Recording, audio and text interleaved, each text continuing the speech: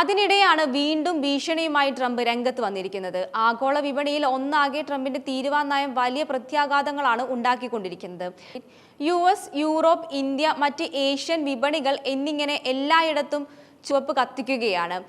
പല വ്യാപാര സൂചനകളും റെക്കോർഡ് നഷ്ടങ്ങളിലേക്കാണ് സാക്ഷ്യം വഹിക്കുന്നത്. നിലവിലുള്ള തീരുവകൾക്ക് പുറമെ അമേരിക്കയ്ക്ക് മേൽ ചൈന 34% തീരുവ ചുമത്തി എന്നതിന് ശേഷമാണ് ഡൊണാൾഡ് ട്രംപിന്റെ ഈ പ്രതികരണം. US നീക്കത്തിലെ പല തവണയായി ചൈന രൂക്ഷമായ ഭാഷയിലാണ് വിമർശിക്കപ്പെട്ടത്. കൂടാതെ കമ്പ്യൂട്ടർ ചിപ്പുകൾ, ഇലക്ട്രോണിക് വാഹനങ്ങൾ, ബാറ്ററികൾ തുടങ്ങിയ ഹൈടെക് ഉൽപ്പന്നങ്ങളിൽ ഉപയോഗിക്കുന്ന ഇടത്തരം കനത്ത അപൂർവ എതിർപ്പ് ധാതുക്കളുടെ കയറ്റുമതിയിലും ചൈന നിയന്ത്രണം ഏർപ്പെടുത്തിയിരിക്കുന്നു. ഏറ്റവും ഒടുവിൽ US-ന്റേത് ഭീഷണിപ്പെടുത്തുന്ന രീതിയിലാണെന്നും ചൈന വ്യക്തമാക്കിയിരുന്നു.